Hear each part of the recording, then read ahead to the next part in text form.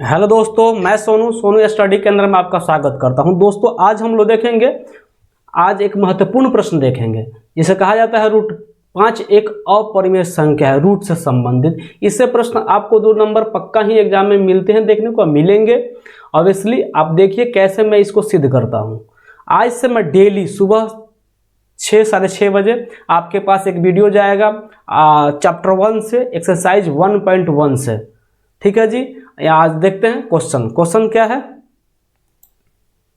Question है, सिद्ध कीजिए कि रूट 5 एक अपरिमेय संख्या है। यही सिद्ध करना है। देखिए छोटी सी क्वेश्चन है, बस 2 नंबर का आता है एग्जाम में। इसको हम बनाएंगे, कैसे बनाते हैं देखिए, उसके बाद आप बनाइएगा खुद। कॉपी लेकर बैठिए और पेन नोट डाउन करते चलिएगा। चलिए देखते हैं, क्वेश्चन को हटाता हूँ, बनाते हैं कैसे देखिए। क्वेश्चन देखने से पहले मैं आपको बता दूं कि चैनल को सब्सक्राइब कर लीजिए। आप चैनल सब्सक्राइब नहीं किए हैं तो, और बेल आइकन को ऑन कर लीजिए, और वीडियो अच्छा लगे तो लाइक कीजिए, ज़्यादा से ज़्यादा शेयर कीजिए। और चलिए देखते हैं क्वेश्चन पे। देखिए इसमें क्या होता है, पहले क्या होता है कि पहले दिया रहता है अपरिमेय सिद्ध करना है, लेकिन इसको परिमेय मान लेंगे पहले। तो परिमेय संख्या क्या है, जो P बटा Q के रूप में लिखा जा सके। देखिए पहले मानेंगे, क्या मानेंगे जी,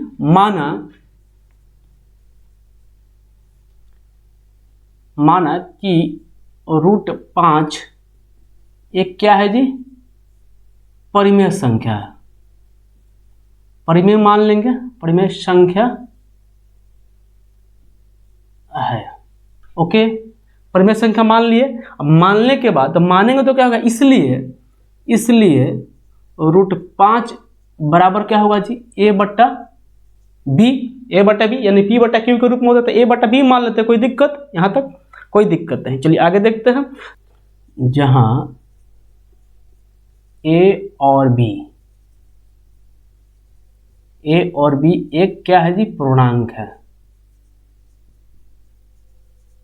एक पूर्णांक है। जहां एक के अलावे कोई उभयनिष्ठ गुणनखंड नहीं है।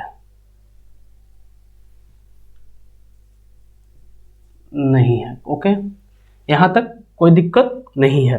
देखिए अब क्या होगा, एक के अलावा कोई उभयनिष्ठ गुणनखंड नहीं है। अगर इसके अलावा कोई उभयनिष्ठ गुणनखंड आएगा तो ऑब्वियसली क्या होगा, अपरिमेय संख्या हो जाएगा। देखिए कैसे, देखिए यहाँ मान लेंगे a बराबर रूट 5। देखिए क्या होगा, यहाँ अगर मान लीजिए रूट 5, एक लाइन बढ़ा देते हैं, रूट 5 a बट्टा b होगा। तो क्रॉस मल्टीप्लाई करेंगे तो क्या होगा जी, रूट 5 इंटू बी बराबर a होगा। दोनों तरफ अगर स्क्वायर कर देते हैं, दोनों तरफ लिख देते हैं, दोनों तरफ वर्ग करने पर, स्क्वायरिंग बोथ साइड बोलते हैं इंग्लिश में, स्क्वायरिंग बोथ साइड। स्क्वायर करेंगे तो होगा रूट 5 इंटू बी का स्क्वायर बराबर a का स्क्वायर, यानी 5b स्क्वायर बराबर क्या होगा जी, a स्क्वायर। इसको समीकरण 1 मान लेते हैं। ओके, यहाँ समीकरण 1 हो गया। यहाँ देखिए 5 को अगर बट्टा में ले जाए a के, तो a स्क्वायर को विभाजित करेगा जी। बट्टा मतलब विभाजिता होता है, विभाजित करेगा। यहाँ लिख सकते हैं, यहाँ दिख रहा है जी, हाँ, यहाँ 5a स्क्वायर को विभाजित कर रहा है,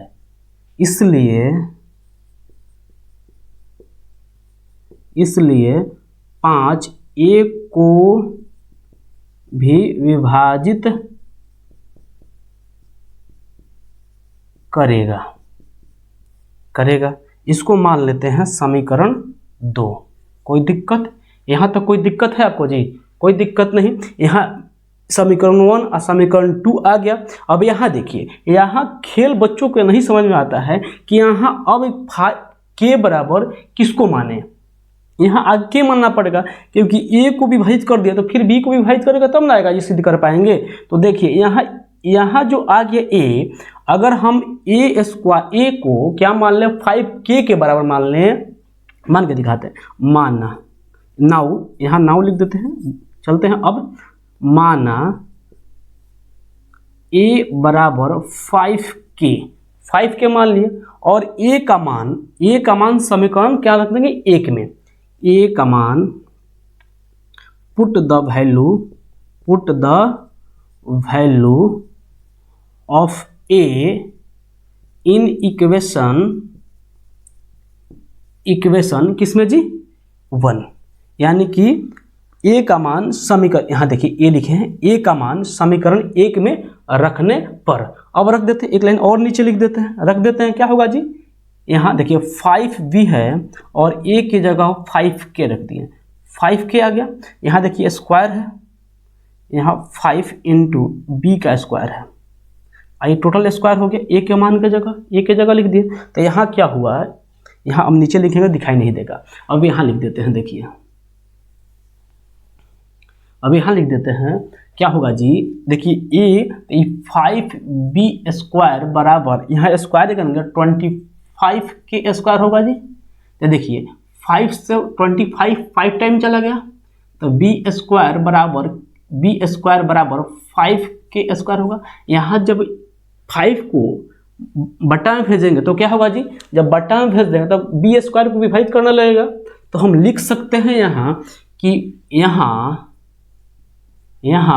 5b स्क्वायर को विभाजित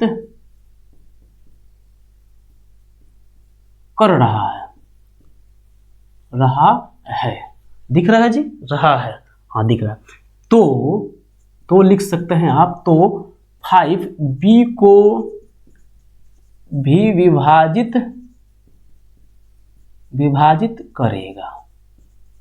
अब देखिए यहाँ थोड़ा सा खेला हो गया, क्या हुआ, यहाँ हमने माना है कि एक मतलब a और b एक पूर्णांक है जहाँ एक के अलावा कोई उभयनिष्ठ गुणनखंड नहीं है। एक का a और b का मतलब a और b का एक के अलावा कोई उभयनिष्ठ गुणनखंड नहीं है, लेकिन यहाँ a का 5 भी उभयनिष्ठ गुणनखंड आ गया और b का भी गुणनखंड आ गया। तो हम क्या करेंगे, यहाँ करेंगे, इसको समीकरण 2 मान लेंगे। क्या मान लेंगे, समीकरण 2। अब लिख सकते हैं यहाँ आप क्या लिखेंगे जी, इसलिए इस प्रकार समीकरण 1 और 2 से क्या हुआ जी, हमें पता चलता है कि a और b का क्या है जी, उभयनिष्ठ गुणनखंड 5 है। लिख दीजिए यहाँ, इस प्रकार समीकरण 1 तथा 2 से हमें पता चलता है कि a और b का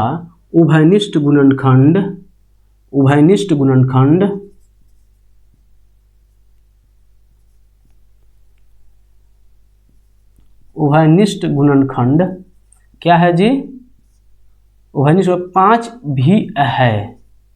भी है, जो हमारे, यहाँ लिख देते हैं, जो हमारे कल्पना के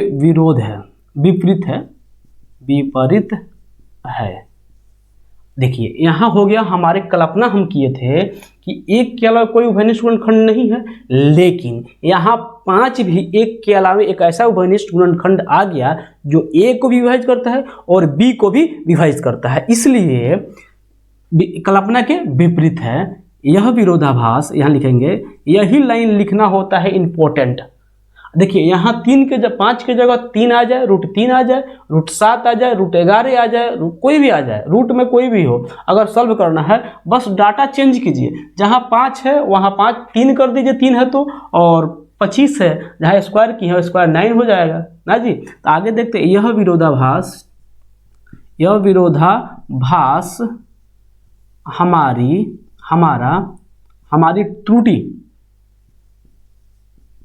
त्रुटिपूर्ण कल्पना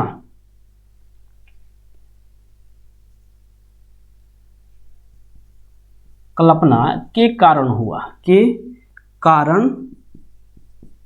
कारण हुआ कि रूट 5 एक परिमेय संख्या है, परिमेय संख्या है। हमने माना था कि रूट 5 क्या है जी, अपरिमेय संख्या, लेकिन अतः रूट 5 यहाँ सिद्ध हो गया कि रूट 5 एक क्या है जी, एक अपरिमेय संख्या है। क्या है जी, अपरिमेय संख्या है। बेहतरीन ढंग से आपको मैंने समझाया कि यहाँ क्या है जी, रूट 5 एक क्वेश्चन था। देखिए क्वेश्चन क्या था जी, क्वेश्चन यही था, सिद्ध कीजिए कि रूट 5 एक अपरिमेय संख्या है। Thank you for watching. आप यहाँ तक मुझे सुनते आए हैं तो चैनल को सब्सक्राइब कर लीजिए, बेल आइकन को ऑन कर लीजिए और ज़्यादा से ज़्यादा दोस्तों के पास शेयर कीजिए इस वीडियो को, और वीडियो को लाइक भी कर दीजिएगा। Thank you again, thank you for watching.